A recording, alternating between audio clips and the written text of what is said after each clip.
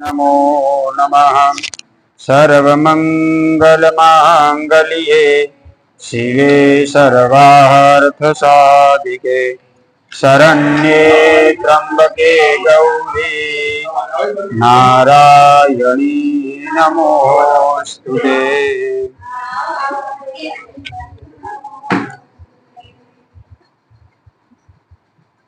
नारायण समारंभा शंकराचार्य मध्यमाम् अस्मदाचार्य पर्यन्तं वंदे गुरु परंपरा।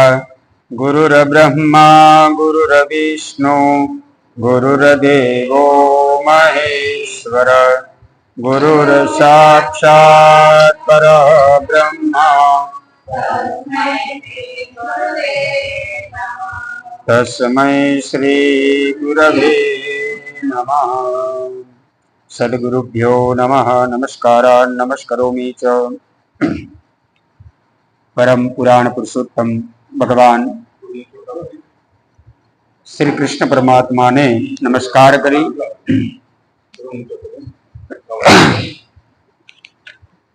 આજના બીજા દિવસના મહાત્મ્યમાં મંગલ પ્રવેશ કરતા પૂર્વે થોડું હરિનામ કીર્તન કરીએ અને એક બાજુ માઇક ગોઠવણી ચાલશે. હરે રામ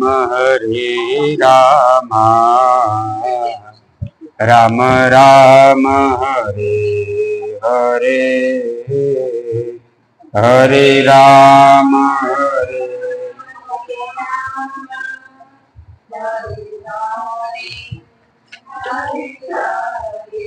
हरे राम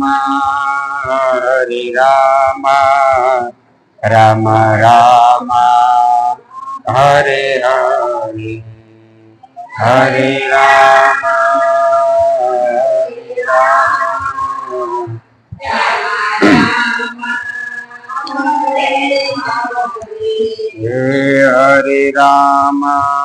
हरे राम राम राम हरे हरे हरे राम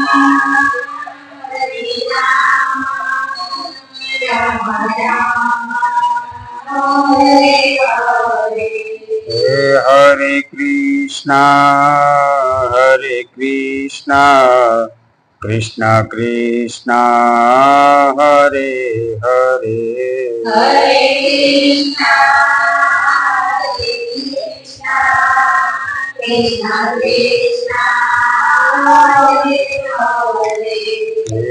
हरे कृष्ण हरे कृष्णा कृष्ण कृष्ण हरे हरे हरे राम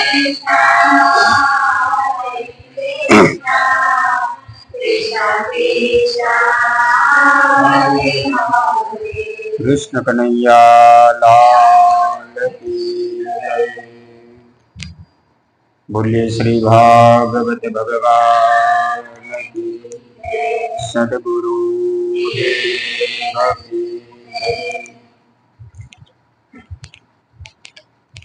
परम पुरुषोत्तम भगवान श्री कृष्ण ना गुणगान गाता पूर्वे નીલકંઠ મહાદેવના સાનિધ્યમાં સાથે ગુરુદેવનું સાનિધ્ય પ્રાપ્ત થયું છે. પ્રથમ દિવસે આપણે સમજ્યા કે જેવી રીતે ઘેર આવેલા મહેમાનને કાઢવા માટે અનેક પ્રયત્ન કરીએ, જાય એવું લાગે પણ જતો નથી, એવી રીતે ચિંતા છે. એક ચિંતામાંથી નીકળ્યા એવું થાય કે હાશ નીકળ્યા, અને ત્યાં પછી ફરીથી ખબર પડે કે બીજી કોઈ નવી ચિંતા દરવાજો ખખડાવે છે. બરાબર, નિશ્ચિંત કોઈ બનતું નથી. અને કાલની કથા આપણે બધાએ શ્રવણ કરી કે કથાનું મહાત્મ્ય શ્રવણ કરી રહ્યા છીએ. નારદજી નો ભેટો સનકાદી જોડે કેમ થયો, કેવી રીતે થયો, એ કથા સુધી આપણે પહોંચ્યા હતા. એના પૂર્વે દેવોનું આવવું, અમૃત કળશ લઈને, અને સુખદેવજી મહારાજ દ્વારા એમને ત્યાંથી બહિષ્કૃત કરવા. અનેક વખત આપણને એવું લાગતું હોય છે કે આ ખોટું કર્યું છે. કોઈક વડીલો કાર્ય કરતા હોઈએ ત્યારે આપણને એવું લાગે છે કે બહુ ખોટું કરી રહ્યા છે. પણ જ્યારે થોડો સમય થાય અને પછી વિચારીએ તો ખ્યાલ આવે કે જે હતા એ સાચા હતા, આપણે ક્યાંક એ વિચારથી ખોટા હતા. એટલા માટે હંમેશા ગુરુની દ્રષ્ટિથી જોવાનું રાખવું. અહીં આગળ કહે છે, ઇદાનીમ શૂન્યચિત્તોષી ગતવિત્તો યથાજન તવેદમ મુક્ત સંગસ્ય નોચિદમ મત કારણ. એ નારદજી, તમે તો સંત છો અને સંતને કોઈ ચિંતા ના હોય, એને એક જ વખત માગવાનું, એમાં જે મળ્યું તે. કરપાત્રજી મહારાજ આપણે કહીએ, શંકરાચાર્ય પરંપરાની અંદર કરપાત્રજી મહારાજનું બહુ મોટું અદ્વૈતવાદી, જે આપણે બધા છીએ અદ્વૈતવાદની અંદર કરપાત્રજી મહારાજનું બહુ મોટું યોગદાન છે. એ કરપાત્રજી મહારાજ એમના કરણની અંદર, એટલે કે હાથની અંદર જેટલું આવતા ને એટલું જ ખાતા, એક જ વખત ખાવાનું. સંન્યાસી 2 વખત જમી શકે નહીં, સંન્યાસીને અન્ન લેવાનું એક વખત, એના માટે નિયમ છે. જેને અન્નની ચિંતા નથી એનું મન પણ પવિત્ર છે. તો તમે તો પરમ સંત છો અને અત્યારે તમે દેખાઈ રહ્યા છો કે તમે બહુ ચિંતાવાળા છો, તમારું મોઢું એકદમ ઉતરી ગયું છે, આપણી ભાષામાં કહીએ તો મોઢું છે એકદમ ઉતરી ગયેલું છે, મોઢું ચડી ગયું છે, આવું કેમ? અને ત્યારે નારદજી કહે છે, નારદ ઉવાચ અહમ તુ પૃથ્વીમ યાતો, હું હમણાં જ અત્યારે હાલ કોઈ વૈકુંઠમાંથી નથી આવી રહ્યો, બ્રહ્મલોકમાંથી નથી આવી રહ્યો. હું ક્યાંથી આવું છું? તો હું પૃથ્વી પર પરિભ્રમણ કરીને આવું છું. પૃથ્વી પર પરિભ્રમણ કર્યું. કયા કયા ક્ષેત્રમાં? પુષ્કરમ ચ પ્રયાગમ ચ કાશીમ ગોદાવરીમ તથા.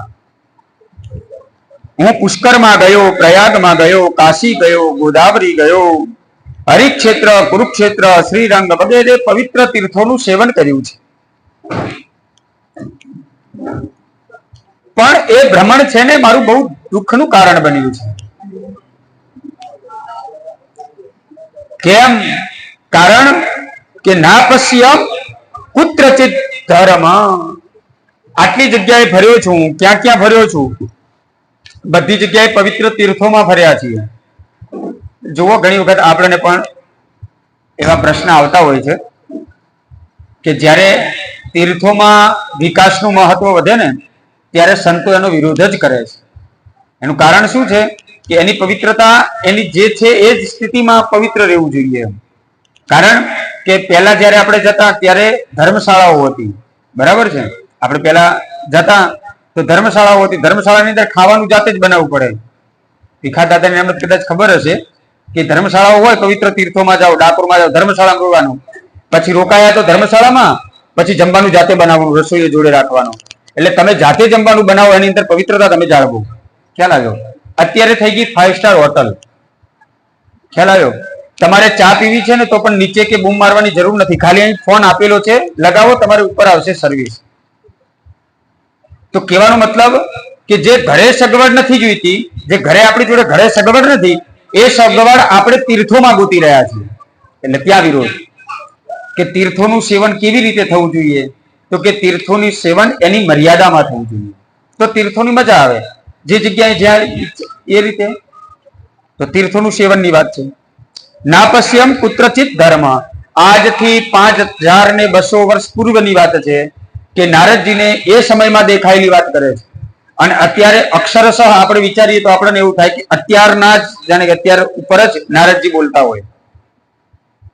અત્યારે જો આપણે વિચારીએ ભાગવતના આજે બધા શ્લોકો આપણે જોઈશું પણ ખરા, તો આપણને એવું લાગે કે નારદજી ખરેખર આપણી ઉપર જ ટોકી ટોકીને કહે છે. આગળ શું કહે છે? કોઈ જગ્યાએ ધર્મ રહ્યો નથી. કલીનામ અધર્મ મિત્રેન ધરેયમ બાધિતા ધુના. અહીં આગળ તો બધા જ દુઃખી જ છે, કોઈ સુખી પણ નથી. કેમ? કારણ કે ધર્મનો સાથ બધા છોડે છે, અંતતઃ એ દુઃખી પણ થાય છે. સત્યમ નાસ્તિ તપઃ શૌચમ. સત્ય પણ રહ્યું નથી, સત્ય જતું રહ્યું છે. નાસ્તિ તપઃ, તપ પણ રહ્યું નથી. તપની વાત ક્યાં કરો છો? આપણે પહેલું જ તપની અંદર આપણે આગળ પણ કથામાં શ્રવણ કર્યું જીતાસનો પહેલું જીતવાનું આસન છે. જો ગુરુને જીતવા છે, કોઈ ભગવાનને જીતવા છે, ભગવાનને પ્રાપ્ત કરવા છે, તો એક પલાઠીએ બેસતા શીખો. આસન તો પછી, આસન ઉપર તો પછી બેસજો, પણ ખાલી એમને બેસતા શીખો. જો તમને બેસતા આવડી ગયું તો તમને તપ પણ સરળ લાગશે. પણ જો બેસતા જ નહીં આવડ્યું તો તપ થશે નહીં. કારણ કે ભગવાનનું નામ લેવા માટે એક જગ્યાએ તો પલાઠી વાળીને તો બેહવું પડશે ને. મન એ આપણા કહેવામાં નથી, પગ આપણા કહેવામાં છે. એટલે બનતો પ્રયત્ન. નાસ્તિ તપ, તપ ક્યાંય રહ્યું નથી. શૌચમ, શૌચ જેવું કશું છે નહીં. ઉઠતાની સાથે ચા જોઈએ, કોણ નાવા જાય? રસોડામાં જતા પહેલા કદાચ પહેલાના સમયમાં તો રસોઈમાં જવું હોય ને તો નાયા વગર જવા પણ નહીં દેતા. ગેસનો ચૂલો પણ સળગાવવા નહીં દે. અત્યારે એવું કઈ કરવા જાય તો લોકોને ગમે પણ નહીં. તો શૌચ જે છે, શૌચની પવિત્રતા છે, એ પવિત્રતા ક્યાંક ને ક્યાંક નષ્ટ થઈ ગઈ છે. અને દયા પણ રહી નથી. અને દાનમ ન વિદ્યતે, દાન પણ એવા પાત્રને આપે છે કે એનું ઉગતું પણ નથી. એટલે દાન વગરનો થઈ ગયો છે. ઉદરમ ભરીનો જીવા, ઉદર માને પેટ, ભરીનો ભરવા વાળો, જીવ એને કેવલ ને કેવલ પોતાનું કઈ રીતે પેટ ભરાય એના માટેની એ પ્રયત્ન કરે છે. અને ક્યાં સુધી? તો કે છેક સુધી.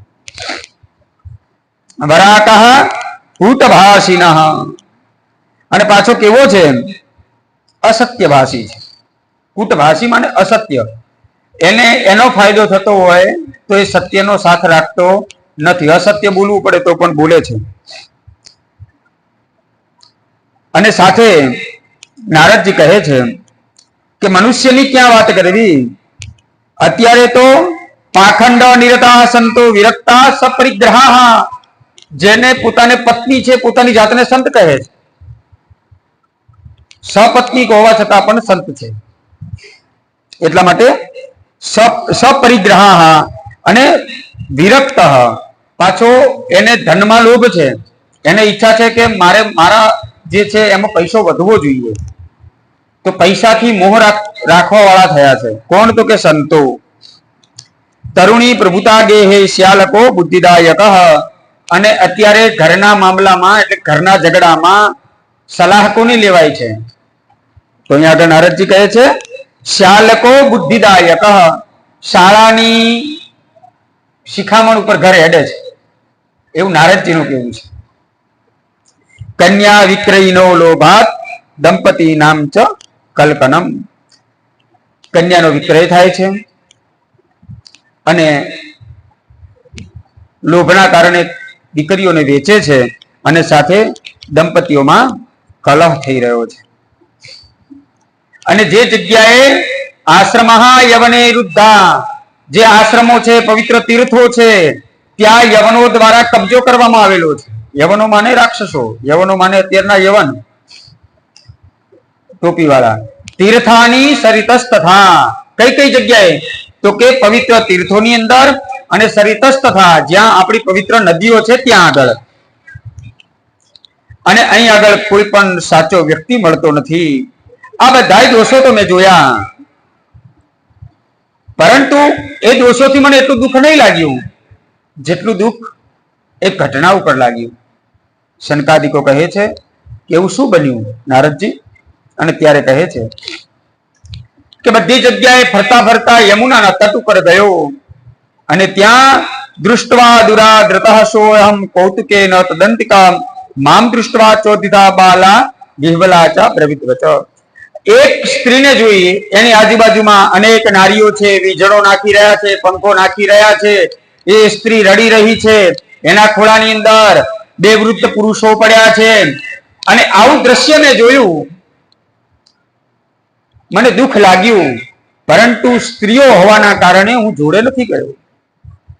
અને જ્યારે હું ત્યાંથી નીકળવાની ઈચ્છા રાખતો હતો, અને ત્યાં તો એ યુવતી બોલી છે, ભો ભો સાધો ક્ષણમ તિષ્ઠ, હે સાધુ પુરુષ ક્ષણમ તિષ્ઠ, આપ ઉભા રહો. મત ચિંતા મપિનાશય, મારી ચિંતાનો પણ નાશ કરો. દર્શનમ તવ લોકસ્ય સર્વથા હરમ પરમ, કારણ કે આપ જેવા સંતોના દર્શન એ દુઃખને દૂર કરવા વાળા હોય છે. મારું દુઃખ પણ આપ દૂર કરો. બહુધા તો વાક્યેન દુઃખ શાંતિર ભવિષ્યતિ યદા ભાગ્યમ ભવેત ભૂરી ભવતો દર્શનમ તદા. જ્યારે અનેક પ્રકારના પુણ્યનો ઉદય થાય ત્યારે આપણને આપણા સદગુરુના દર્શન થાય, ત્યારે કોઈ સંતના દર્શન થાય, કોઈ સજ્જન પુરુષના દર્શન થાય છે.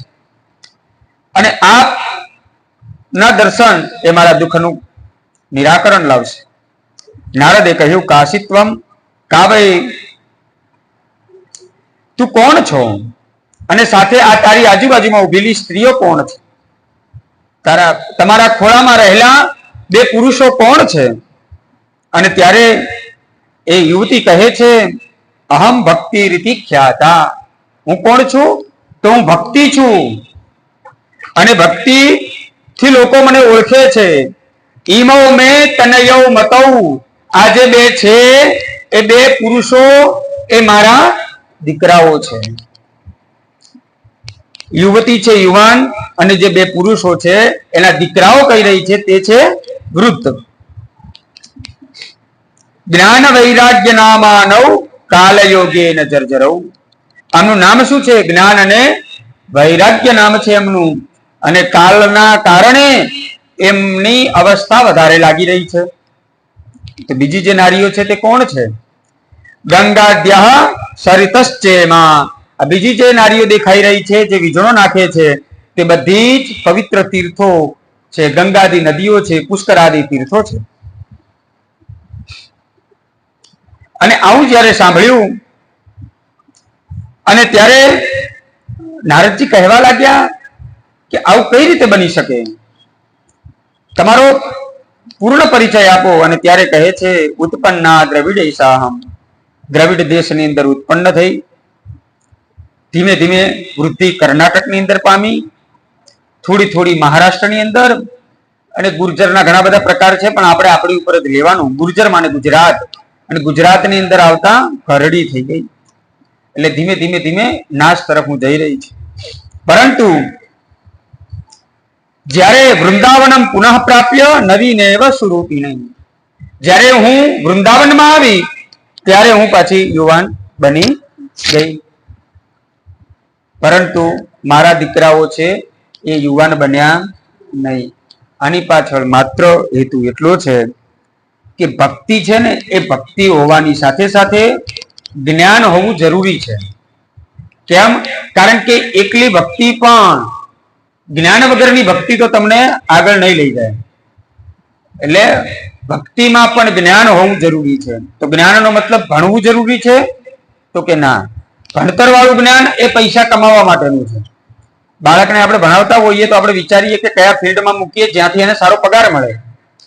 એ અત્યારે જે સંસારમાં ચાલી રહ્યું છે એ પ્રમાણે કરવું જ પડે.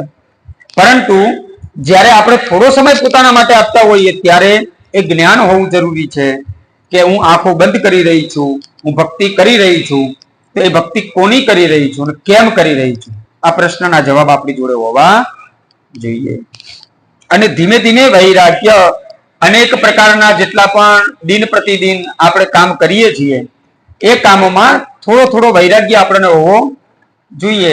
માની લો કે માળા કરવા બેઠા છો અને પછી ખબર પડે કે ધીમો ધીમો નળ ચાલુ રહી ગયો છે અને તમારી માળા અડધી છે, તો અડધી માળા બાજુ મૂકી નળ બંધ કરવા ઉભા થઈએ તો આપણી ભક્તિ કેટલી સાચી થઈ? માની લો એ વિચાર કરો કે તમને એવું થયું કે માળા ચાલશે પણ પેલો નળ બંધ કરી લઈએ. ખ્યાલ આવ્યો? તો ટૂંકમાં એ બધી વાતોની અંદર આપણું જેવી રીતે મન જાય છે એવી રીતે મન પેલા તમે ભક્તિમાં જ્યારે જોડો ત્યારે જ્ઞાન સાથે જોડો અને સાથે થોડું વૈરાગ્ય પ્રાપ્ત કરો. અને કહ્યું છે કે નારદજી, આપ મારું દુઃખ જો સમન નહીં કરો, દુઃખ દૂર નહીં કરો, ઇદમ સ્થાનમ પરિત્યજ્ય વિદેશમ ગમ્યતે મયા, તો હું આ સ્થાન છોડી અને વિદેશ જતી રહીશ. એટલે આ સ્થળમાં મારે પછી રહેવું નથી, મારે રોકાવું નથી. જરથત્વમ સમાયાતો તેન દુઃખેન દુઃખિતા સાહમ તુ તરુણુ કસ્માત સુતો વૃદ્ધા વિમોકૃતા. અને સંત છે ને પરમ દયાળુ હોય છે. એમની જોડે જ્યારે આપણે દુઃખની વાત કરીએ ને ત્યારે એ દુઃખ એવી રીતે સાંભળે કે જાણે કે પોતાની ઉપર દુઃખ આવેલું છે. એટલે નારદજીને અત્યારે હાલ એવું થઈ રહ્યું છે કે આ બધી ઘટનાઓ મારી જોડે ઘટી છે. એટલે એ ભક્તિ મહારાણીને પ્રસન્ન કરવા માટે, એમના દુઃખ દૂર કરવા માટે અનેક પ્રયત્નો કર્યા છે. અને ધર્મશાસ્ત્રમાં બતાવ્યું છે કે વેદ વેદાંત ઘોષશ્ચ, નારદજી વેદ વેદાંતનો ઘોષ કરવા લાગ્યા છે, બોલવા લાગ્યા છે. પુરુષ સૂક્તનું પઠન કર્યું છે. અનેક પ્રકારના વેદ વેદાંતના મંત્રો બોલ્યા છે. જતનેન જતનમય જંતદેપા સ્થાનિ ધર્માણિ પ્રથમાન્યાસન્ન તે હનાકમ મહિમાનઃ સચંદ જત્ર પૂર્વે સાધ્યાઃ સંતિ દેવાઃ. અને ત્યારબાદ ગીતાના શ્લોકો બોલવા લાગ્યા. અનેક પ્રકારના મંત્રો શ્લોકો બોલ્યા છે. જ્ઞાન વૈરાગ્ય સામાન્ય ચેતના આવી છે. અને ચેતના આવતાની સાથે પુનઃ બેભાન થઈ ગયા છે. જ્યારે અનેક વખત પ્રયત્નો કર્યા અને ત્યારે એમને થયું કે હવે મારાથી આગળ કોઈ પ્રયત્ન થાય એવો છે નહીં. જ્યારે નારદજીને હતાશ થયેલા જાણ્યા અને ત્યારે જાણે કે ભગવાને આકાશવાણી કરી છે કે નારદજી આપ સત્કર્મ કરો. અને સત્કર્મ જ છે જે ભક્તિ સાથે જ્ઞાન લાવશે અને સાથે વૈરાગ્ય પણ લાવશે. એટલા માટે થઈ અને તમે ભક્તિ કરો, એ સત્કર્મ કરો. આવું જયારે આકાશવાણી સાંભળી છે અને ત્યારે નારદજી વિચારવા લાગ્યા કે અનેક પ્રકારના વેદ વેદાંતનો ઉચ્ચારણ કર્યું, ગીતા વગેરેનો પાઠ સ્તવન કર્યું, તેમ છતાં પણ એમને હોશ નથી આવ્યો, બેભાનમાંથી ઉભા નથી થયા. અને હવે જે સત્કર્મ કહી રહ્યા છે તે સત્કર્મ કયું વિચારવા લાગ્યા છે. વિચારવા લાગ્યા કે આનો કંઈક ઉપાય કરવો પડશે. અને ભક્તિ મહારાણી કહે છે કે નારદજી આપ જ મને આ દુઃખમાંથી મુક્ત કરી શકો. જ્યારે વિનંતી સાંભળી અને ત્યારે નારદજી કહે છે કે ભક્તિ મહારાણી તમે ચિંતા ના કરો, કારણ કે તમે તો પરમાત્માની દાસી છો. તમારા વગર પરમાત્મા પણ ક્યાંય જવાના નથી. મુક્તિ હતી એમની જોડે છે અને ભક્તિને અહીં રાખી છે. તો એવી ભક્તિ મહારાણી તમે ચિંતા ના કરો, આ દુઃખનું નિરાકરણ લાવીશ એવું કહી. અને જો હું કદાચ નિરાકરણ ન લાવું તો મારું નામ નારદ નહીં, આવું પ્રણ લઈ અને ત્યાંથી પોતે પ્રસ્થાન કર્યું છે.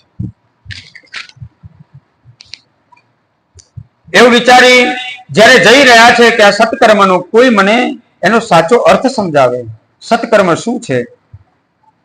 નારદજી જેટલા સંતો મળે છે સંતોને પ્રશ્ન કરે છે. અનેક સંતો મૌન ધારણ કરે છે, અનેક સંતો જવાબ નથી આપી શકતા. અનેક જણ છે જે રસ્તો બદલી લે છે. આપણે જરૂર હોય પૈસાની, એક ઘરે કદાચ એવું જરૂર ન પડે પણ કદાચ કોઈ વસ્તુની જરૂર હોય અને પછી સામે મળેલો વ્યક્તિ મોં ફેરવી લે, તેનો મતલબ શું થયો? ખ્યાલ આવી ગયો? તો એવી રીતે જ્યારે આપણને તકલીફ હોય ત્યારે કોઈ સાથ આપવા આવતું નથી, લડવું તો જાતે પડે છે. તો એવી રીતે નારદજીએ અનેક પ્રયત્નો કર્યા પણ કશું થયું નહીં.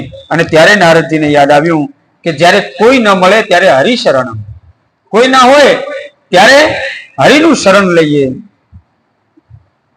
ઉત્તરાખંડમાં જઈએ અને ઉત્તરાખંડની અંદર જઈએ તો ઉત્તર મળી જાય. વિશાલાપુરીમાં જાય અને ત્યાં આગળ એમને સનકાદીનો ભેટો થાય. સનકાદીને પ્રાર્થના કરે.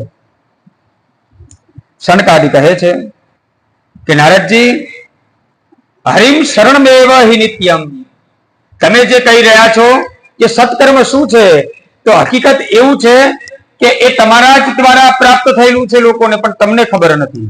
આપણે કસ્તુરી વાળું થયું. આપણી અંદર જ બધું છે, કોઈ જગ્યાએ બહાર ગોતવા જવાનું નથી. અહમ બ્રહ્માસ્મિ આપણું મહાસૂત્ર છે.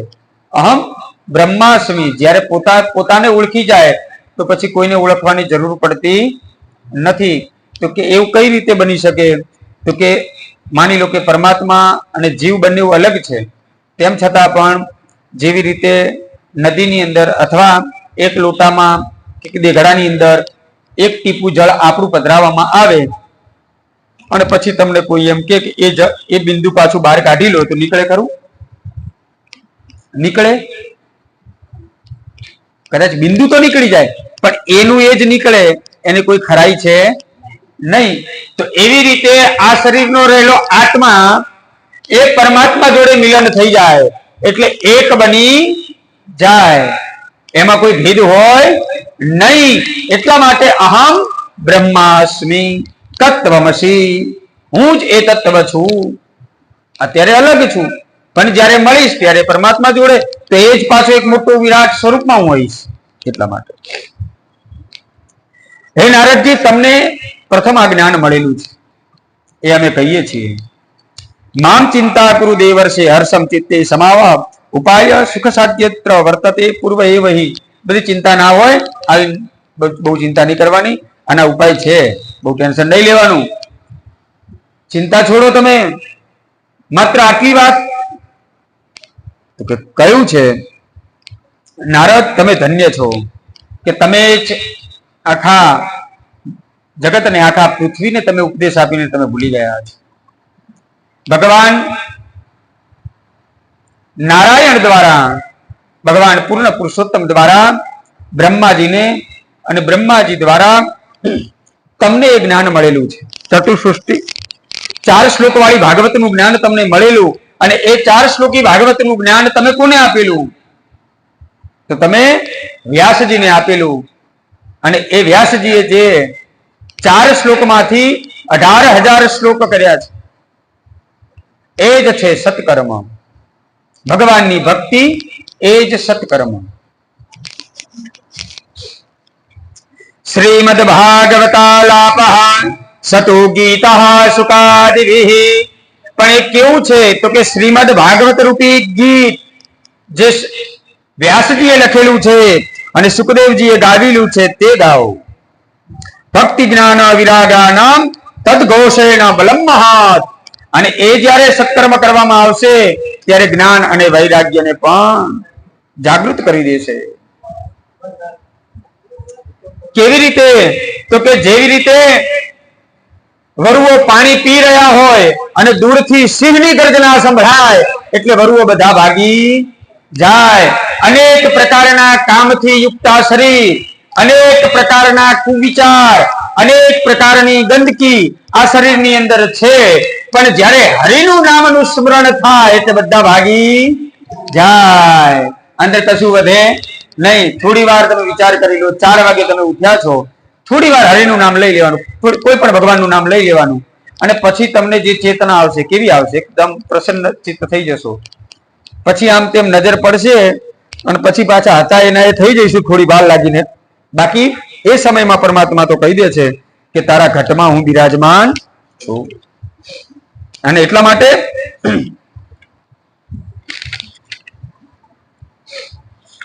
તમે ભાગવત નું આયોજન કરો.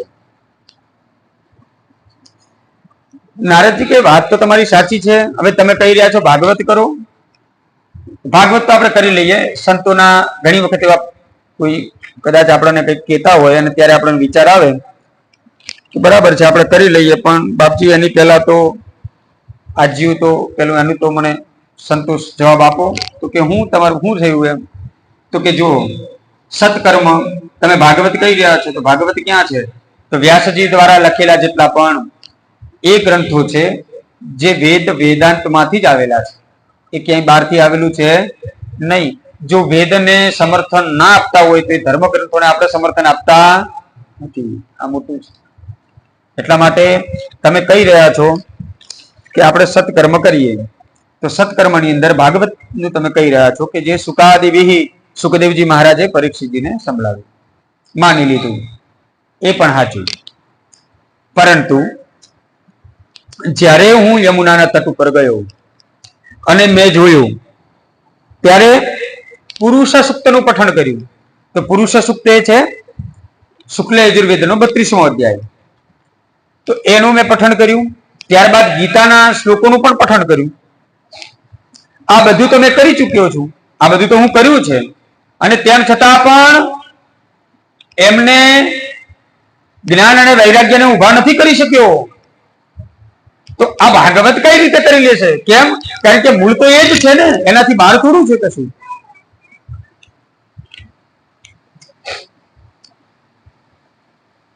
અને અને ત્યારે કહે છે, સનકાદિ કહે છે, વેદોપનિષદમ સારા જાતા ભાગવતી કથા. આ બધી શું છે? તો કે આ ભાગવતની જે કથા છે સાર રૂપી છે. સાર તો એનો જ છે, કોઈ બહારથી આવેલું છે નહીં. એવી રીતે વણવામાં આવેલું છે કે સરળતાથી અત્યુત્તમા તતો ભાતિ પૃથક ભૂતા કલાકૃતિ આમૂલાગ્રમ રસસ્તિષ્ઠન નાસ્તે ન સ્વાદ્યતે યથા. એ ઉદાહરણ આપણે દર વખતે સમજીએ છીએ કે આ એવું છે કે આંબો છે ને એ વેદ છે, બરાબર છે. ગીતા વગેરે એની ડાળખીઓ છે અને ભાગવત છે એનું ફળ છે, બરાબર. બાપજી, આંબા ઉપર કયું ફળ થાય? જામફળ. શું થાય? કેરી. હા, કેરી થાય. તો કેરી હોય તો એને શું કરવું પડે? છીલવી પડે અને ઉપરથી છાલ કાઢવી પડે. વચ્ચે ખાઈએ તો પોટલી આવે એટલે બીજને પણ કાઢવું પડે. તો તમે એવું કહો છો કે આ ભાગવતના રસનું પાન કરો તો એ તો ફળ તો શું કરાય? ખવાય કે પીવાય? ફળનું તો ખવાય, બરાબર છે. પીવાનું તો આવે જ નહીં. અને એની છીલકી હોય એને કાઢવી પડે, એની ગોટલી હોય એને કાઢવી પડે. તો આ બધું કામ કોણ કરશે? તો કહે છે ના, એવું ફળ નથી. આ કેવું ફળ છે? જે છાલ વગરનું છે. આ કેવું છે? છાલ વગરનું છે. અંદર ગોટલી પણ છે નહીં, એટલે એને સરળતાથી પી શકાય. અને પેલી કેવી છે? અચ્છા, એ ફળ સુધી પહોંચ્યો રસ. કેરીમાં રસ પહોંચ્યો ક્યાંથી? પહોંચે તો મૂળ થડમાંથી ડાળખીઓમાંથી ફળમાં. એ થડને બચકા ભરવાથી કેરીનો સ્વાદ મળે ખરો? મળે? ના મળે. કેમ? કારણ કે આપણી જોડે એટલી સૂક્ષ્મ દ્રષ્ટિ પણ નથી. મળી જાય, કૈલાસબેન ને મળી જાય.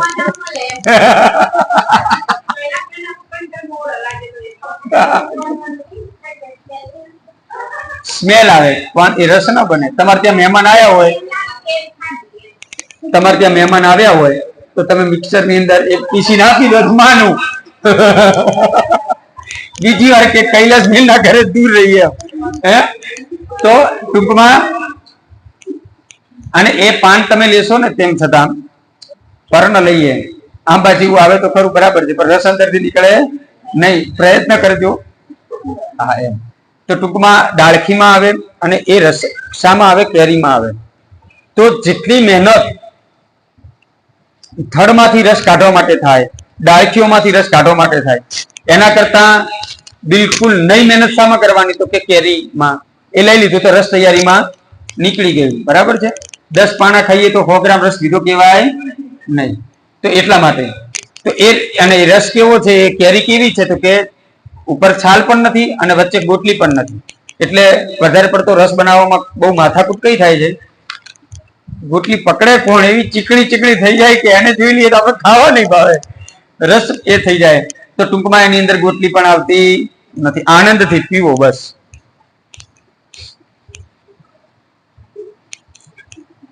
અને અલગ અને સૌને પ્રિય પણ લાગે છે. સાથે બીજી રીતે વિચારીએ કે માની લો કે દૂધની અંદર જ ઘી છે. ઘી ક્યાંથી આવે? દૂધમાંથી આવે, બરાબર છે. હવે હું તમને દૂધ આપું ને એમ કહી દઉં કે ચલો બાપજીની આરતી પ્રગટાવો, પ્રગટાઈ શકશો? કેમ? ઘી શામાંથી બને છે? દૂધમાંથી જ બને છે.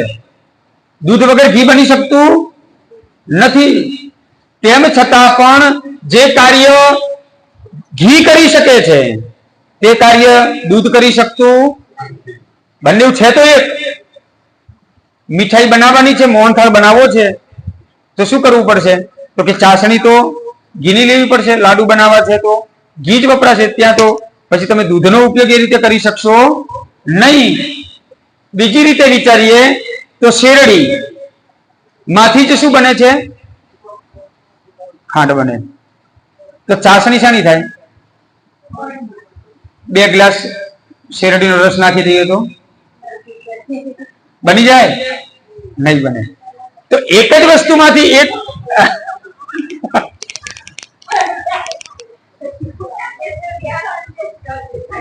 ઇન્દુને બનાવેલું લાગે છે. અચ્છા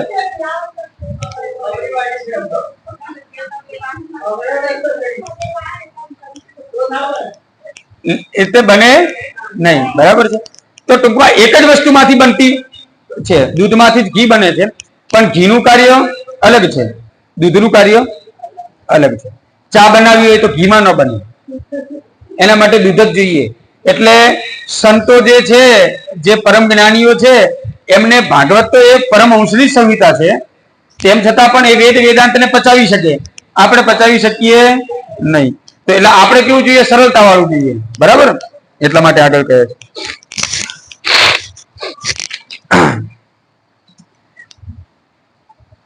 અને આગળ કહે છે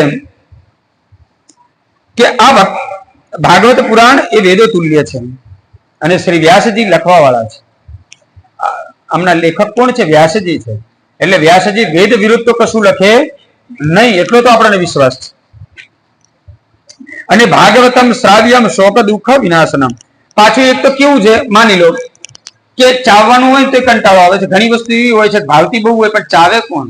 આમ આમ કરીએ તો દાંત દુખી જાય, એમ એટલે એમ થઈ જાય ખાવું ઈચ્છા તો પણ આ ચાવ ચાવ કોણ કરે, એમાં કંટાળો આવી જાય. ઘણી એવી વસ્તુઓ હોય છે. અમે મુકેશભાઈ બેવ સિંગ લીધી, એમ ચાલી થાકી ગયા, એમ અંતે મૂકી દીધી, હવે નથી ચાલી, ચાલશે એમ. તો ઘણી વખત થાક ચાવવાથી પણ લાગે. તો વ્યાસજી કહે છે કે આ ચાવવાનું પણ નથી, આ તો પીવાનું છે. પણ પીવાનું પણ ક્યાંથી? તો કે કર્ણ રસાયણમ. આપણે આગળ કાલે સાંભળ્યું, કર્ણ દ્વારા.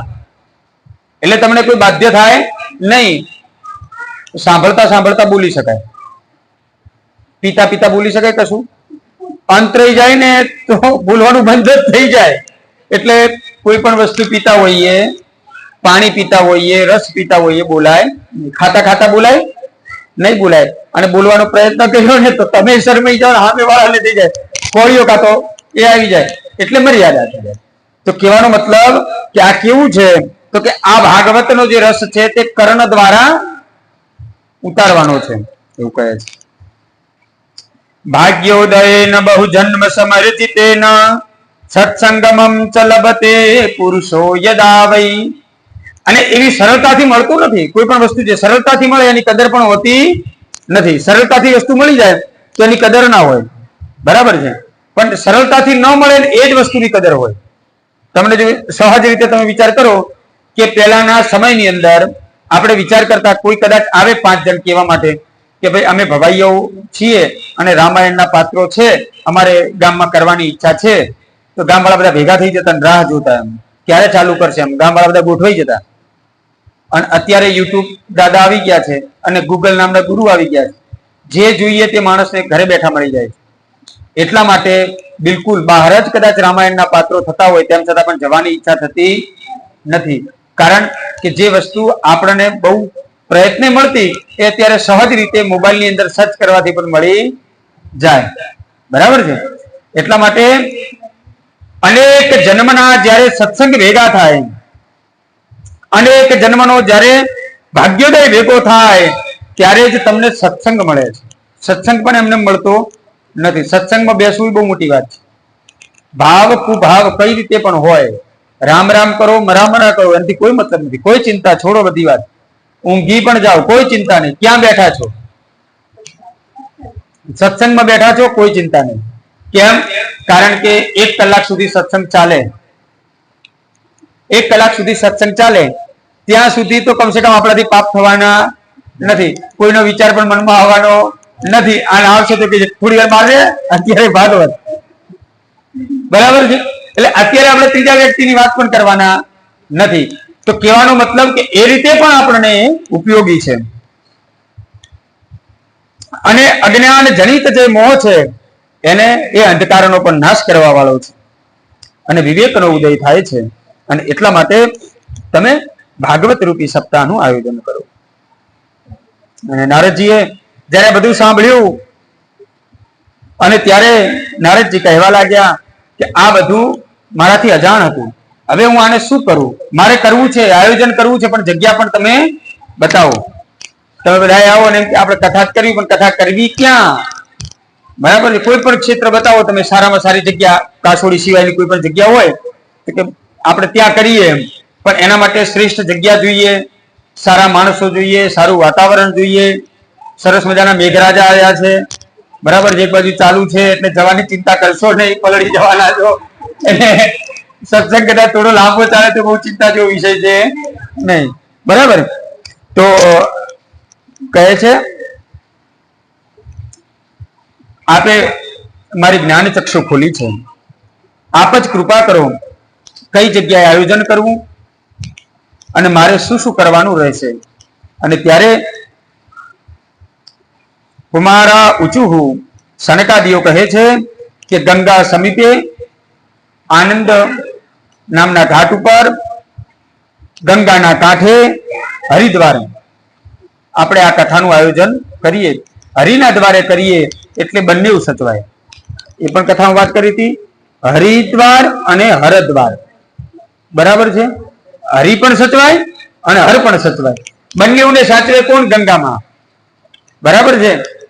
વિષ્ણુના ચરણમાંથી નીકળ્યા અને મહાદેવના શિર ઉપર આવ્યા, બરાબર છે. એટલે બંનેને સાચવ્યા. અને જ્યારે નીચે આવ્યા હરિદ્વારમાં ત્યારે પણ નીલકંઠ જવાનું અને ચારધામ જવાના માર્ગ તો ત્યાંથી જ, એટલે બંનેનો ઘાટ ત્યાં. એટલે મુખ્ય દ્વાર તો ત્યાં જ. હરિદ્વાર કહીએ કે હરદ્વાર પણ કહેવાય. બંનેનું નામ પોતપોતાની રીતે લઈ શકાય, બંને સાચા છે. તો ત્યાં આગળ આ કથાનું આયોજન કરીએ. એ ઘાટ અત્યંત પવિત્ર છે. એવમ કૃત્વા કુમારાસ્તે નારદેન સમમ તતઃ ગંગા તટમ સમાજગમુઃ કથાપાનાય સત્વરાહ.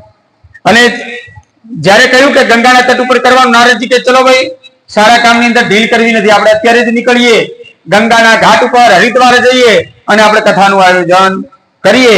કારણ કે દુઃખી વ્યક્તિને વધારે દુઃખ આપી શકાય, દુઃખમાં હું જોઈ શકતો નથી. કારણ કે જ્યારે દાંત દુખતો હોય ત્યારે ખબર પડે કે 1 કલાકની મિનિટ 60 સેકન્ડની પણ ખબર પડે, બરાબર છે. કાન દુખતો હોય, દાઢ દુખતી હોય, શરીરમાં પગ દુખતા હોય અને પછી બાજુવાળું ઊંઘતું હોય, એટલે આપણને એમ થાય આને ઉઠાડવું, કારણ કે મને ઊંઘ નહીં આવતી, ના ઊંઘે છે. તો એવું તો થાય જ ને, આપણને થાય જ નહીં થાય. તો કહેવાનો મતલબ કે જ્યારે દુઃખી હોય તો એની રાત્રિ પણ બહુ મોટી હોય છે. એટલા માટે નારદજીએ વિચાર કર્યો કે ભક્તિએ મારી ઉપર આટલો વિશ્વાસ કર્યો છે તો એ મારે વિશ્વાસમાં સાચા ઉતરવું પડે. એટલા માટે એ સત્વરે આયોજન કરે છે. અનેક જગ્યાએ નિમંત્રણ પહોંચાડ્યા છે બધાને, બધી જગ્યાએ એક જ વાત, સનકાદિ દ્વારા કથાનું આયોજન અને મુખ્ય યજમાનમાં નારદજી છે. બધી જગ્યાએ નિમંત્રણ પહોંચ્યા છે. અનેક ઋષિઓ આવ્યા છે. કયા કયા? ભૃગુ, વશિષ્ઠ, ચ્યવનશ્ચ, ગૌતમો.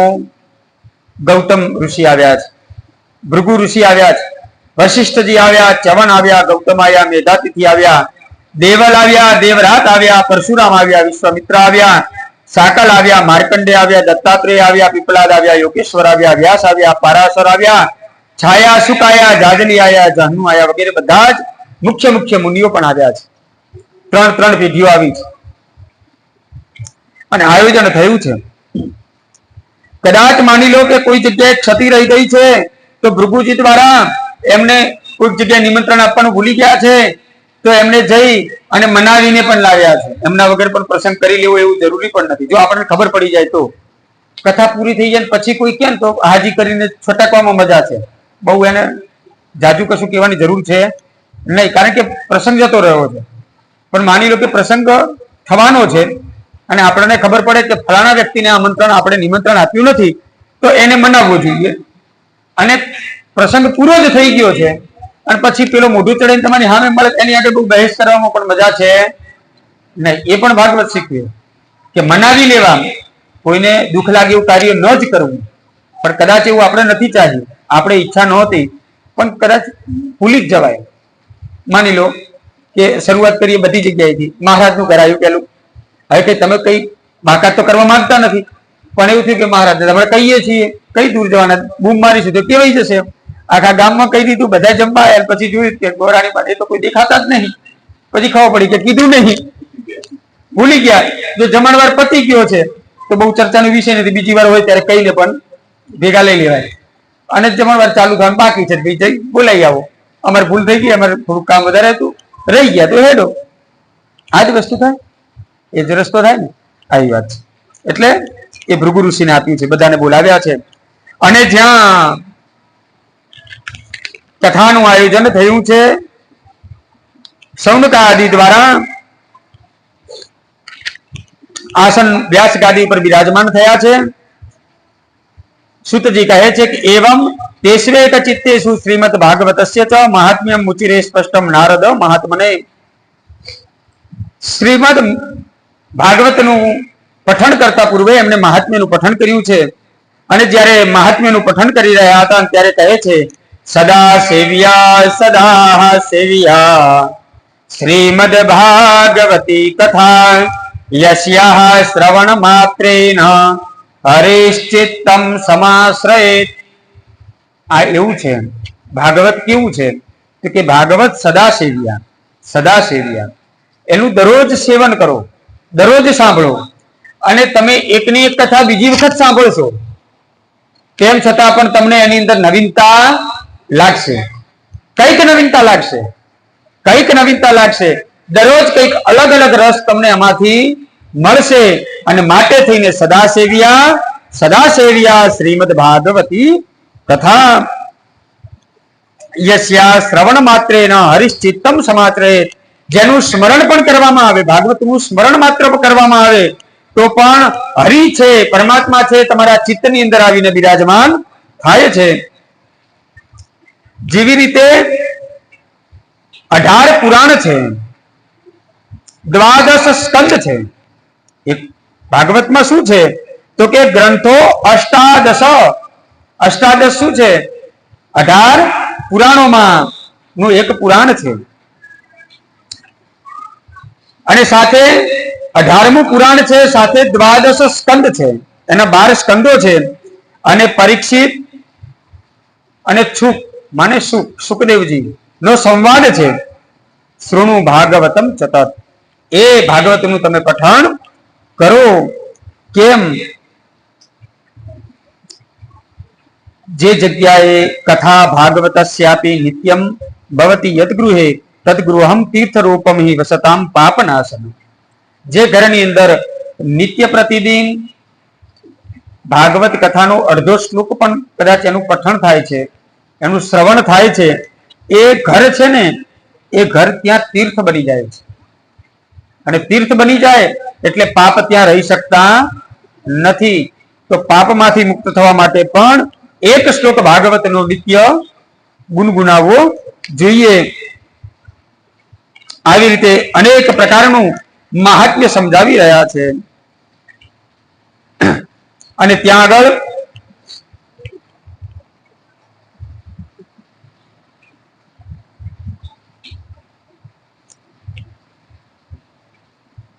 ભાગવત કથાનું મહાત્મ્ય સંભળાવી રહ્યા છે. અને ત્યાં આગળ એક અવાજ સંભળાયો છે. બધાએ નજર કરી તો કોઈ યુવાન સ્ત્રી આવી રહી છે, નાચતી, હાથની અંદર કરતાલ છે, વગાડતી આવી રહી છે. 2 યુવાન પુરુષો છે. એ કોણ છે? અને જ્યારે નારદજીની નજર પડી ત્યારે ખબર પડી આ તો ભક્તિ મહારાણી છે. બોલીએ શ્રી ભક્તિ મહારાણી કી જય. એવમ નગાહ શ્રવણો રુધર્મે પ્રકાશ્યમાને ઋષિભિઃ સભાયામ આશ્ચર્યમેકં સમભૂતદાનિમ તદુચ્યતે સમ શૃણુ સૌનતત્વમ. શ્રી કૃષ્ણ ગોવિંદ હરે મુરારે.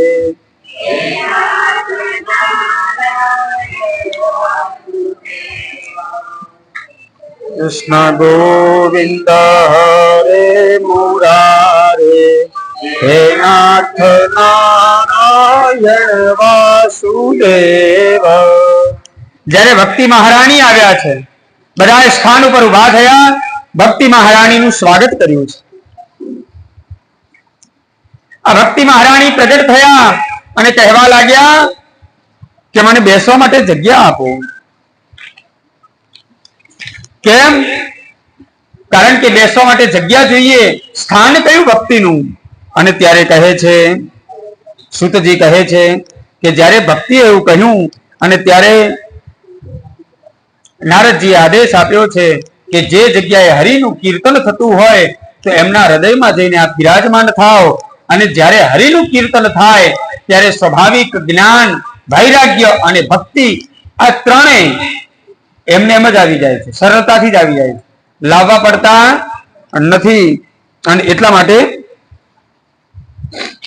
હરિના સ્મરણનો મહિમા બતાવ્યો. ત્યાં પરમાત્મા પણ પ્રગટ થયા છે, બધાને શુભાશીષ પ્રદાન કર્યા છે. આગળ કહી રહ્યા છે સૂતજી મહારાજ, કારણ કે સૌનકાદીઓને કથા સંભળાવી રહ્યા છે, સંવાદમાં સંવાદ ચાલી રહ્યો છે. ખ્યાલ આવ્યો? બે વ્યક્તિઓની વાત ચાલી રહી છે અને પછી એવું કહે છે કે ગુરુજી આવ્યા તો ગુરુજીએ આવું કહ્યું. તો ગુરુજી જોડે કોણ હતું સામે પૂછવા વાળું? તો કે ફલાણા ભાઈ હતા, એમની આ વાત થઈ, એ મેં સાંભળી, એ હું તમને કહી રહ્યો છું. તો એક સંવાદ આપણે કરી રહ્યા છીએ, બીજો સંવાદ જે ઉદાહરણમાં આપીએ છીએ તે સંવાદ. સંવાદ માને વાતચીત. સંવાદ એટલે વાતચીત, વાર્તાલાપ, વાતો કરવી. પણ એ વાતો, આપણી વાતો કેવી હોય? આપણે શું કહ્યું વાત એ આપણને ખબર હોય નહીં. અને આ છે સંવાદ છે, બરાબર? એટલું તો હોય. તો અહીં આગળ એ જે ઘટના ઘટી નારદજી જોડે, એ કોણ કહી રહ્યું છે? સૌનકાદી ઋષિઓને કહી રહ્યા છે સૂતજી મહારાજ, ભાગવતનું મહાત્મ્ય સંભળાવતા. અને હવે આગળ કહે છે કે તમે સાંભળો, આ ભાગવત છે એ કેવા લોકોને ઉદ્ધાર કરે છે. એની એક મર્યાદા હોય, કોઈ પણ વસ્તુની મર્યાદા હોય. ગંદકી સાફ કરવાની પણ મર્યાદા હોય, દૂધ ભરવાનું પણ જે ટેન્કર છે એની પણ એક મર્યાદા હોય, આપણી ચાલવાની પણ એક મર્યાદા હોય. દરેકમાં મર્યાદા આવી જશે. ખાવાની પણ એક મર્યાદા હોય, બરાબર? વધારે વસ્તુ પણ આપણે ખાઈ નથી શકતા. ઊંઘવાની પણ એક મર્યાદા હોય, બરાબર છે? બોલવાની પણ એક મર્યાદા હોય, એકી ટસે જોવાની પણ મર્યાદા હોય. એવી રીતે ભાગવતની શું મર્યાદા છે? બધી તો વસ્તુ સાચી છે. તો કે કેવા લોકોનો ઉદ્ધાર કરી શકે ભાગવત? અને કદાચ કર્યો છે તો એવા કોઈ છે? એવા કોઈ તો જ બને. તો કે હા છે. આની આ જ શેરની અંદર પેલા ભરત કાકાએ 10,000 રોક્યા હતા અને અત્યારે 10 લાખ બની ગયા છે. ભરત કાકા એમનું ઉદાહરણ. પછી મુકેશભાઈ પડ્યા કે ભાઈ જો એમાં લાભ મળતો હોય આપણે જઈએ. પછી ભીખા દાદા બધા આવ્યા ટૂંકમાં એમ કે હવે આપણે જઈએ, હાલો આમાં લાભ થાય છે. ખ્યાલ આવ્યો? પણ એમાં પેલું કોઈ કીધું તમને કે ભાઈ ફલાણા ભાઈ હતા ને તે એમને આટલા રોક્યા ને આટલા મળ્યા, બરાબર છે? પછી એવું ના થાય કે આપણે બધા રોકીએ ને ભરત કાકા આપણે ઘરે બેસી, એવું ના થાય. એ જોવું પડે. તો કે ના, એમને રોક્યા તો એમને મળ્યા, તો આપણને પણ મળે. આ વસ્તુ થાય. તો હવે કહે છે કે જુઓ, સાંભળો, એવું નથી, સામાન્ય પાપીની વાત નથી. બહુ દુષ્ટ લોકોને પણ આ છે ને પાપમાંથી મુક્ત કરે છે. આપણે તેવા પાપી નથી. વ્યાસજી શું કહે છે કે તમે બેઠા છો ને બધા, તમે તો આવા પાપી નથી. તો કેવા પાપી નથી? તો આપણે ધુંધુકારીની ગોકર્ણનું ઉપાખ્યાન બતાવ્યું છે. આપણે તેવા નથી. જો કદાચ એવા હોય લૂંટેરાઓને, જે ગાળો બોલતા હોય, પછી જે ખરાબ કરતા હોય કામ, જે આચરણ એ હોય, માવતરને મારતા હોય, આવા બધા જે દુષ્કારીઓને કદાચ ભાગવત સાંભળવાથી એને મોક્ષ મળી જતો હોય, પ્રેત યોનિમાં ગયેલા ને પણ જો મોક્ષ મળી જતો હોય, આપણે તો એવા છીએ નહીં. આપણે જેવા છીએ એવા આની આગળ આવી જઈએ. કપટ જ્યારે આપણી અંદર આવે, કોઈ પણ વસ્તુનું કપટ આવે તો ભગવાન દૂર રહે. પણ જેવા છીએ એવા જ પરમાત્મા આગળ આવીએ તો પરમાત્મા કશું કરતા નથી. જેવો છું એવો તારો છું, બરાબર છે? હવે જે આમાં કશું સુધરે એમ છે નહીં. તું એ પ્રયત્ન ના કરતો, હું એ નહીં કરું. ભગવાનને શું કહીએ કે તું મને સુધારવાનો પ્રયત્ન ના કરતો, હું સુધારવાનો નથી. જેવો છું એ આવો છું, તારે લેવો પડશે, બરાબર છે? તો કહેવાનો મતલબ પણ કેવું? કપટ છોડીને જઈએ. તો કપટ છોડી અલગ અલગ રૂપ લઈને આવે, સુંદરી બનીને જાઓ ભગવાન આગળ, તો એ નહીં. પણ જેવા છીએ એવા જઈએ. તો એટલે કહેવાનો મતલબ દેખાવ ન કરીએ અને જેવા છીએ તેવા પરમાત્મા આગળ જઈએ તો પરમાત્મા આપણને ગ્રહણ કરી લે. પ્રેત હતો તે અનેક સ્વરૂપની અંદર આવશે. આપણે આગળ કથા પણ સાંભળીશું. અનેક સ્વરૂપની અંદર આવશે. ત્યાં સુધી ગોકર્ણજી પણ એને કઈ ઉપદેશ નથી આપતા. પણ એ પ્રેત યોનિમાં હતો, પ્રેત બનીને આવ્યો અને ત્યારે એનો ઉદ્ધાર કર્યો. આગળ હનુમાનજી મહારાજ પણ બ્રાહ્મણનું રૂપ લઈને ગયા ને, તો રામચંદ્ર ભગવાને એમની સામે પણ જોયું, એમની જોડે વાત પણ કરી નથી. લક્ષ્મણજીને કીધું, પૂછો આ ભૂદેવ ક્યાંથી આવ્યા છે? અમને વાતો ઉપરથી એવું લાગે 4 વેદો એ ગ્રહણ કરે. હનુમાનજી મહારાજ પરમ તપસ્વી, પરમ ભક્ત, પછી તો એમના વગર તો ભગવાન રહી પણ નથી શકતા. બરાબર, એમનું તો ભોજન જ હનુમાન છે. હનુમાનનું નામ હોય ત્યારે તેમને ભૂખ લાગે, એવું છે વાત. તેમ છતાં પણ જયારે હનુમાનજી મહારાજ પહેલી વખત મળવા ગયા ત્યારે એમને કપટ શું કર્યું કે જાણવા માટે થઈ અને બ્રાહ્મણનું રૂપ લીધું. અને ભગવાને કહ્યું કે મૂળ તો કપટી બન્યો. કેમ? કારણ કે પોતાનું રૂપ છોડી દીધું અને બ્રાહ્મણ બન્યો. તો એટલા માટે ભગવાન એમની જોડે વાત કરતા નથી. અને પછી જયારે ઓળખી ગયા, પછી પોતે હનુમાનના રૂપમાં આવે, પોતાના રૂપમાં આવે અને પરમાત્મા આગળ જાય, અને ત્યારે ભગવાન પણ એમને પ્રેમથી વાત પણ કરે છે અને એમના ખભા ઉપર પણ બિરાજમાન થાય છે. આ બધી આપણે કથાઓ સાંભળી છે રામાયણમાં. બરાબર, તો આગળ કહે છે અનેક પ્રકારના જાત જાતના જે પાપો કરતા હોય એના વિશેની કથા છે. તુંગભદ્રાના તટ ઉપર નગર, તુંગભદ્રા નદીના કાંઠે આવેલા નગરમાં ગોકર્ણ મહારાજની કથા છે. ગોકર્ણ મહારાજની કથા અનુસાર તુંગભદ્રા નદીમાં આત્મદેવ નામનો બ્રાહ્મણ રહે અને એની ધુંધુકારી નામની પત્ની. બંને દાંપત્યને એક જ ખોટ, એમને કોઈ સંતાન નહીં. આત્મદેવ છે તે આત્મરમણ છે, એને કેવલ પરિભ્રમણમાં જ મજા છે, એને બીજી કોઈ ચિંતા લાગતી નથી. ખાલી એક જ મનની અંદર એ ચિંતા છે કે મારે કોઈ સંતાન નથી, મારો વંશ આગળ વધશે નહીં, એક જ ચિંતા. અને જે ધુંધુકારી છે તે કેવી છે? તો કે ધુંધુકારી છે એ બહુ બોલકણી છે. અને જે વધારે આપણે બોલતા હોઈએ ને, એટલે જે વધારે બોલે એનાથી દોષ પણ વધારે થાય. કારણ કે બોલવાની અંદર બધી જગ્યાએ તો મર્યાદા રહે નહીં, તો કંઈક ન બોલવાનું પણ બોલાઈ જાય. એટલે અનેક પ્રકારના દોષો વધારે બોલવામાં પણ બતાવવામાં આવેલા છે.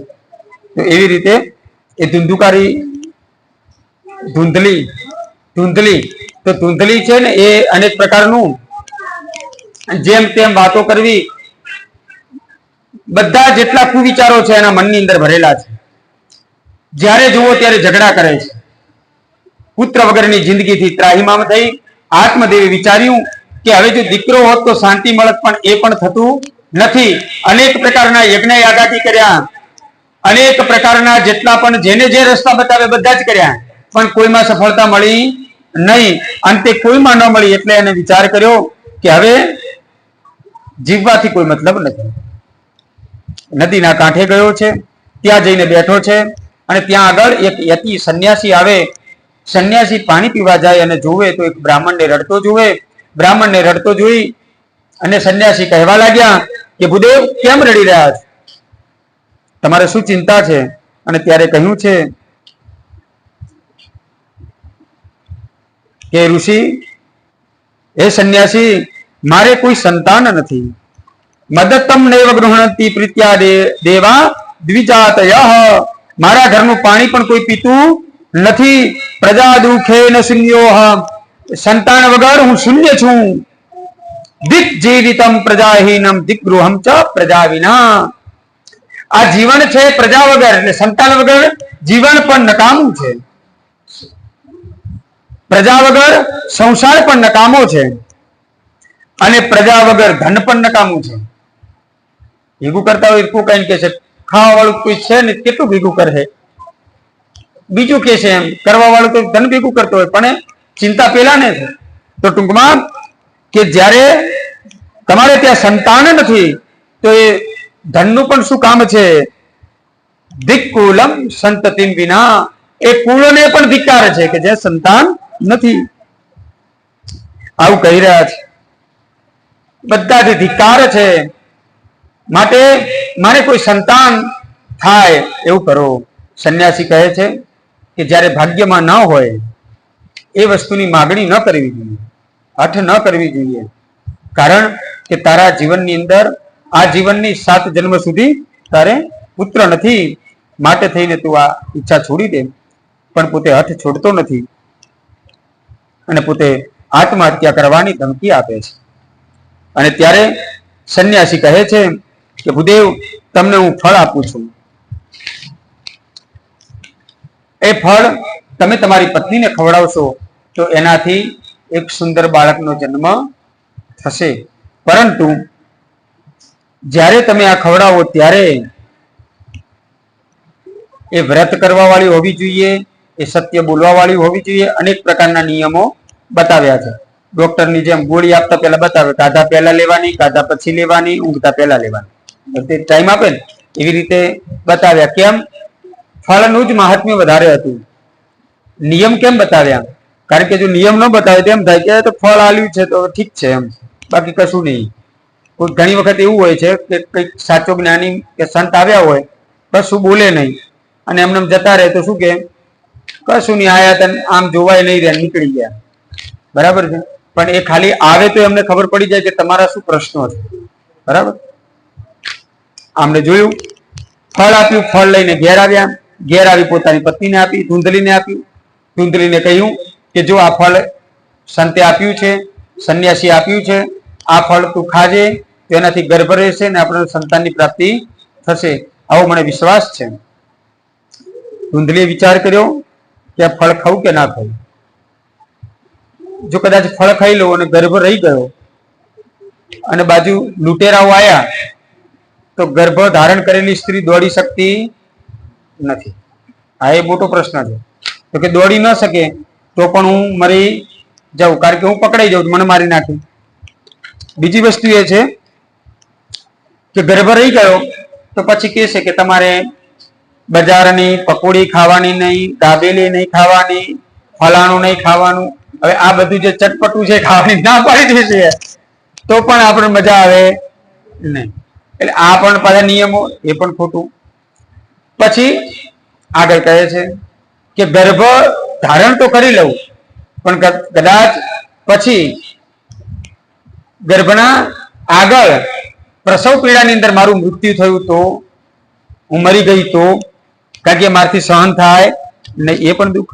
અને બીજું,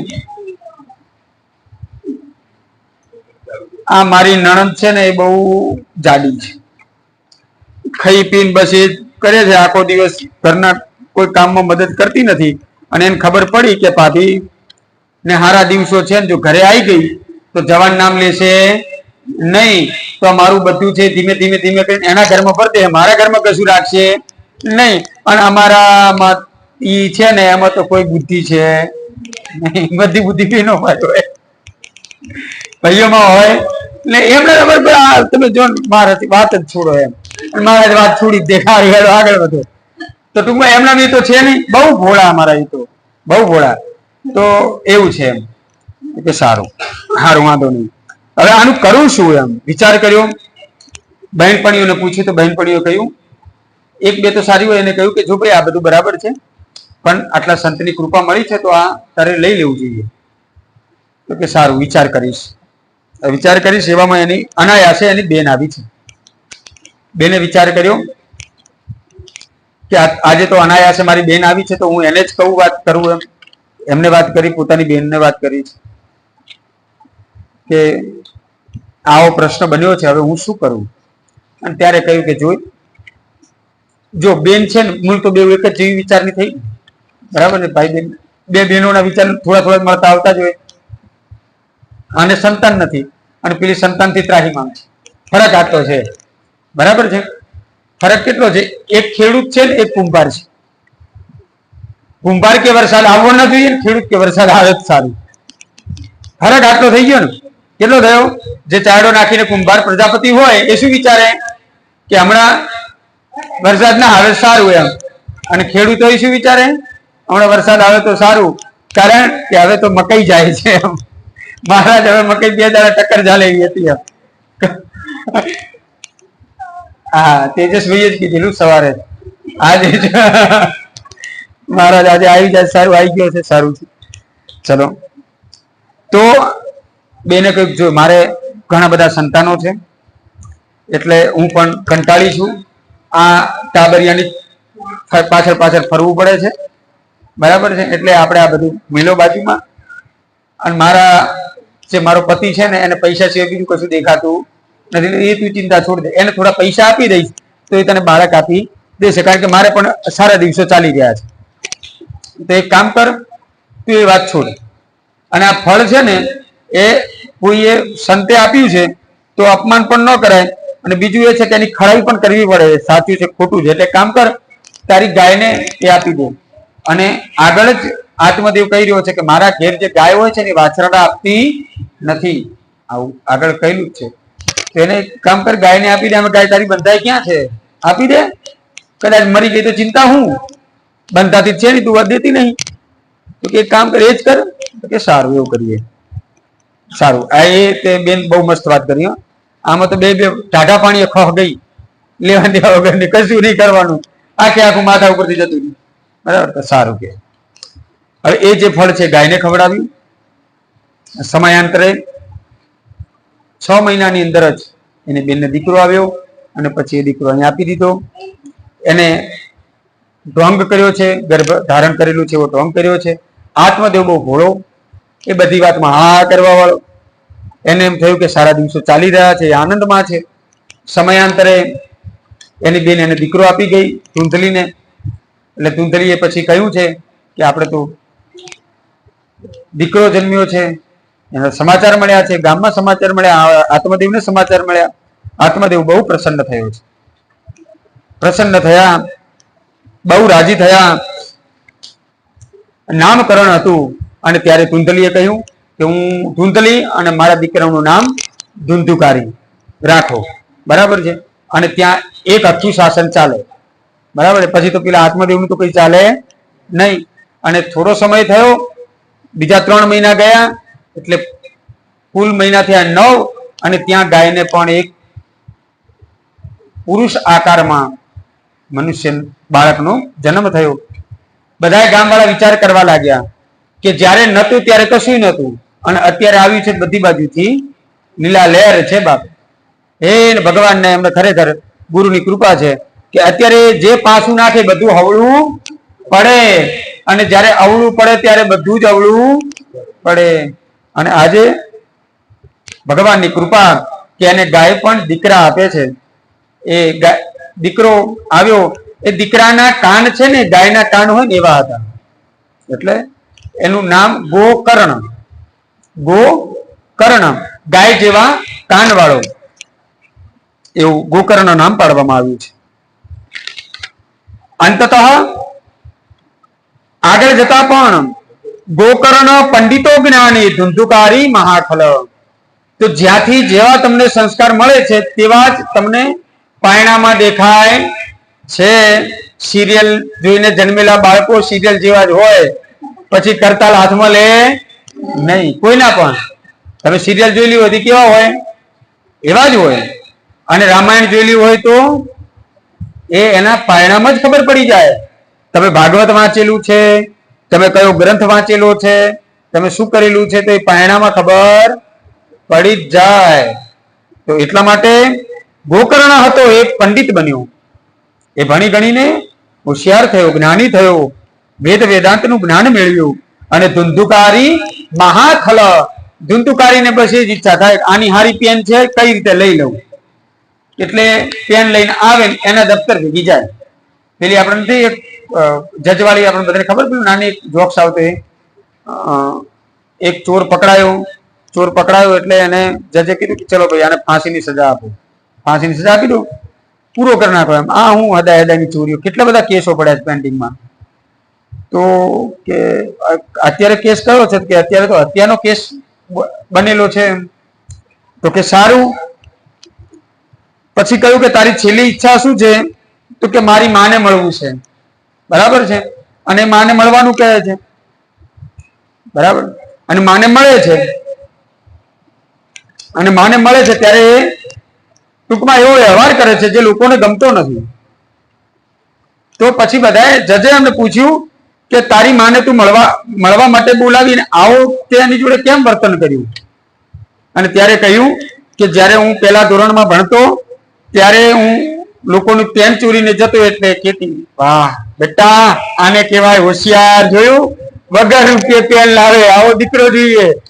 પેલા પેન ચોરી, પેલા પેન્સિલ, પછી પેન ચોરી, પછી નોટ ચોરી, પછી બુક ચોરી, ધીમે ધીમે બેંકોમાં ચોરી પાડી, અને અંતે જતા ચોરીમાં હત્યા પણ થઈ, અને એ હત્યા થકી આજે હું ફાંસી ઉપર આવીને બેઠો છું, આજે મને ફાંસીની સજા મળી છે, તો એના મૂળમાં ક્યાંક મારી માં છે. બરાબર છે. તો માને એટલો મોટો દોષ તો ન અપાય, તેમ છતાં પણ સારા સંસ્કારનું સિંચન હંમેશા જે માં કરી શકે બીજું કોઈ કરી શકે નહીં. માની એટલી જવાબદારી છે ને, માં વગર સ્ત્રીઓ વગર કોઈ ધર્મ ચાલી નથી શકતો. સ્ત્રીઓ વગર કોઈ પણ જગ્યાએ સારું કામ પણ સ્ત્રીઓ વગર થઈ શકતું નથી. કારણ કે સ્ત્રીઓના ગર્ભમાંથી જ સંતો જન્મે છે.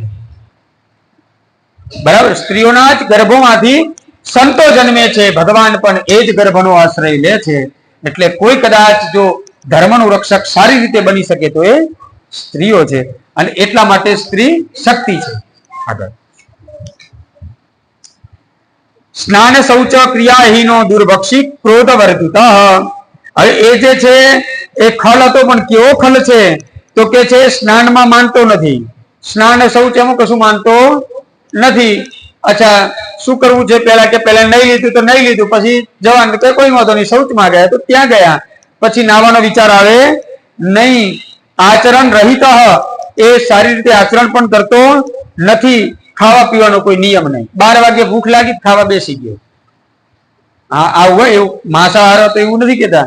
12 વાગે ભૂખ લાગે જો ખાતા હોઈએ ને, તો તમારામાં અને પેલા નિશાચરોમાં આપણને કોઈ ફરક પડે નહીં. કોક રાત્રિઓ દરમિયાન બરાબર છે, પણ બાકી 12 વાગે ખાવા બેસાય નહીં. એટલે અહીં આગળ જ ભાગવતમાં જ કહે છે કે ખાવાનું પણ એને આચરણ હતું નહીં, એને કોઈ નિયમ ન હતો, અને વધુ પડતો ક્રોધી હતો, અને ખરાબ વસ્તુઓ સંગ્રહતો હતો. જે સંગ્રહવા જેવી ન હોય એ બધી વસ્તુઓનો સંગ્રહ કરતો હતો, અને સાથે મરદાથી સ્પર્શ પામેલું પણ ભોજન કરતો હતો. એને કોઈ શૌચમાં કોને કહેવાય કે ગમે એવી અપવિત્ર અવસ્થામાં નાયા વગરનું છે, આવું છે, ગમે ત્યારે જ્યારે ખાવા આપો, ભૂખ લાગે ત્યારે ખાઈ લેવાનું, એવું કશું નિયમ નહીં. એમ તો એ નિયમ તો બધું કહેવાય છે આહાર નિંદ્રા ભય મૈથુનમ છે સામાન્ય મેં પછી વીરનારાયણમ. આ બધા નિયમો પશુઓ પણ પાળતા નથી, પણ એ પશુ છે. બરાબર છે. આપણે મનુષ્ય છીએ, જો નિયમો નહીં પાડીએ તો એ પશુઓ નથી પાડતા. એ ક્યારે વળી નાવા ગયા? બતાવજો ડબલું લઈને, ક્યારે નાવા બેઠા? એમ આજ તો બહુ પેલી ખંચવાળ આવે છે કે ગાય એમ કે છે કે મારે નાવા જવું છે, એવું તો છે નહીં એમ કે નાવા માટે એ તૈયાર હોય, એવું નથી હોતું. આપણે નવડાવીએ ત્યારે નહીં લે છે. બાકી જય સિયારામ. તો એટલા માટે જેટલા પણ નિયમો છે આપણા માટે છે. કેમ? કારણ કે આપણને અનેક પ્રકારની યોનિઓમાંથી આવ્યા છે ને, આમાં આપણને જન્મ મળ્યો છે મનુષ્ય યોનિમાં, તો એ મનખો વારંવાર મળતો નથી. હવે આગળ જતા રહેશે બધા વરસાદમાં જાય ક્યાં? હા, કથા પૂર્ણ કરી લઈએ છીએ. કેવું ઘેર જવું છે? શ્રી હરિશરણમ કરી લઈએ. વરસાદ ચાલુ, છત્રીઓ લઈને આવ્યા છો?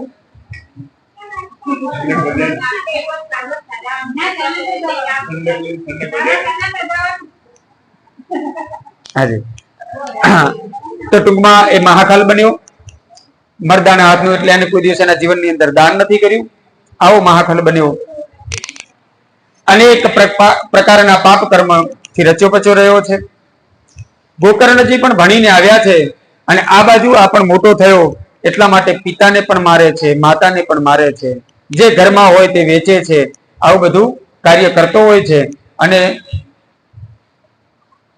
જ્યારે આ બધું જોયું એટલે ગોકર્ણજી મહારાજને બહુ દુઃખ લાગે છે, પછી કશું કહી શકતા નથી. અને એક વખત તો જ્યારે વસ્તુઓ લેવા ગયો, ઘરની કોઈ પૈસા નહીં મળ્યા, એને કોઈ દ્રવ્ય ન મળ્યું, એટલે વાસણ વેચવા જાય, એની માં એને હાથ પકડે છે. કારણ કે બગાડ્યો તો એની માએ જ. તેની માએ હાથ પકડ્યો એટલે એ જે ધુમધુકારી છે એને ગુસ્સો આવ્યો, એની માને બહુ માર માર્યો. એની માં રડવા લાગી. પેલો જતો રહ્યો, અને રાત્રિ દરમિયાન એની માએ કુવાની અંદર ભૂસકો માર્યો, પોતાનું શરીર છોડી દીધું, આત્મહત્યા કરી. આ બાજુ આત્મદેવ આવ્યા છે, ગોકર્ણજીને પ્રાર્થના કરી કે ગોકર્ણજી પરમ જ્ઞાની છે, અને એમને કહ્યું છે કે પિતાજી બધું છોડી દો, તમે આ ચહેરો છે ને છોડી દો, ખાલી ને ખાલી એટલું વિચારો કે આ દરેકના ની અંદર, દરેક જેટલા પણ તમારી આગળ દેખાઈ રહ્યા છે જીવની અંદર સામાન્ય વસ્તુ શું છે? તો કે એક ચામડી, એક લોહી અને એક હાડકા. બરાબર? આના સિવાય બીજું કશું છે નહીં. આ વસ્તુને તમે ઓળખી જાઓ, આ મોહ તમે છોડી દો. કેમ? કારણ કે આ દીકરો કદાચ તમારો હતો તો 15 વર્ષ સુધી હતો, એની પહેલા તો એ હતો નહીં. અત્યારે પણ એને ભૂલી જાઓ અને તમે તમારું કલ્યાણ કરો. 10મા સ્કંદની એમણે ભાગવતના 10મા સ્કંદ આપ્યો અને પોતે આત્મદેવ ત્યાંથી નીકળી ગયા. ગોકર્ણજી મહારાજે વિચાર્યું કે આવી બધી જગ્યાઓમાં રહી આપણે આપણા મનને બગાડવું, એના કરતા આપણે પણ તીર્થ યાત્રાએ જઈએ. શ્રી હરિ શરણમ, શ્રી હરિ શરણમ, શ્રી હરિ શરણમ, શ્રી હરિ શરણમ, શ્રી હરિ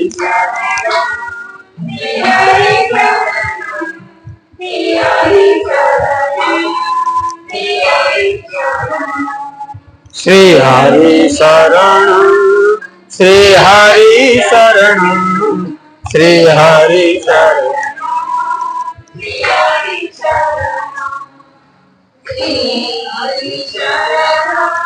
શ્રી હરિ શરણમ, શ્રી હરિ શરણમ,